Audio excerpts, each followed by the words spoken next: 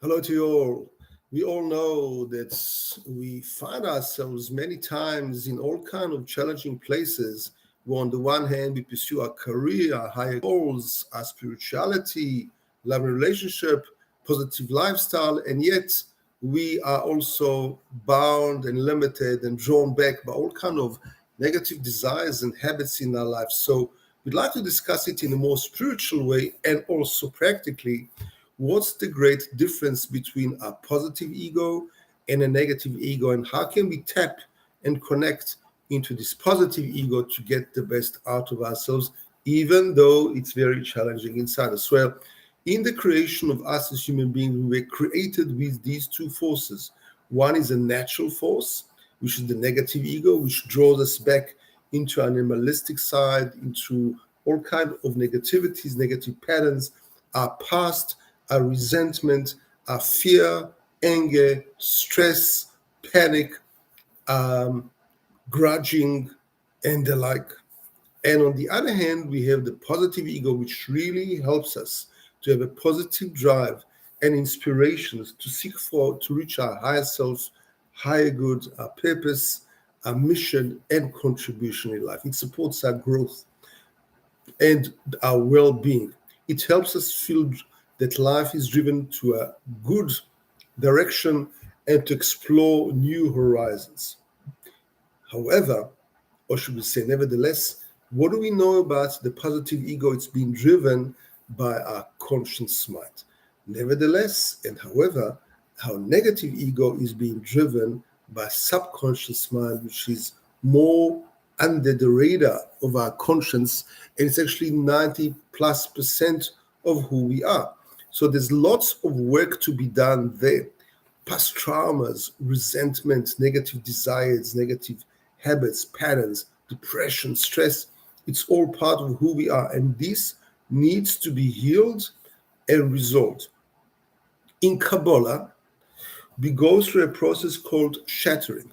Shattering means that when the world was created, and especially us, all kind of parts of us shattered, meaning that unresolved issues from our past due to negative ego shattered away and are waiting there in the lurch for us to actually fix them and to rectify them. So it's not about fixing, it's about a whole journey of life, and that's big part of why we are here. And we need to come to this incredible, very famous word in Kabbalah, which is called tikkun. Tikkun means Tikun, means rectification. Come to correct that distorted perspective, that negative ego that needs to be resolved and healed in order for us to balance ourselves and as a cohesive whole use our soul to reach new heights once we harness that negative ego into the positive way. So it's easier said than done. And we know that many great people fall into addictions and to all kind of temptations. We're talking about from heads of government and countries to great professors and medical staff and all walks of life in churches and anywhere else. We find people that fall every day like flies into the negative ego, and nobody is saved from it.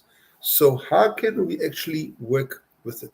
So any confrontation that we have causes collision and causes animosity and causes a great deal of aggravation, frustration from within.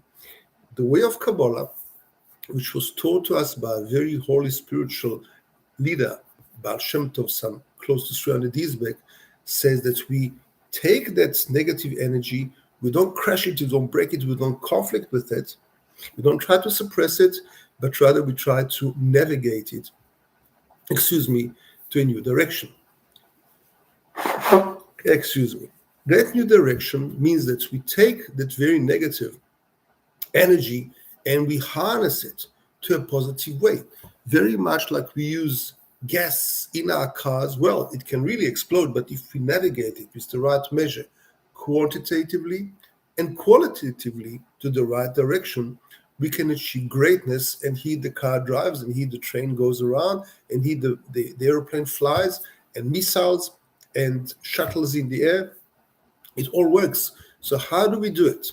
Well, let's take a few examples.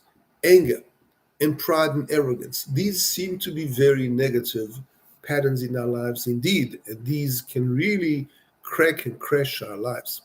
Nevertheless, if we use our own pride and, and arrogance to achieve more, to compete with ourselves, to demand more, a better version of yourself, if we turn anger into assertiveness, I expect of myself a certain higher level. Let's use this energy in a positive way, not just to run it off in the gym, which is a great idea, go running, but also harness that energy towards a very good, positive, assertive, productive goal.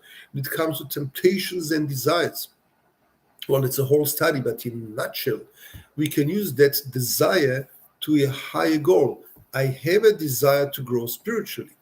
My way of going about life is not use my desires to draw me back, but navigate them in the right direction. Just swap a channel on your TV channel instead of navigating it to drugs and all kind of gambling and shopaholic and workaholic and pornography and God knows what people have today. Then rather than that, use that energy in a positive way to navigate it towards your higher self.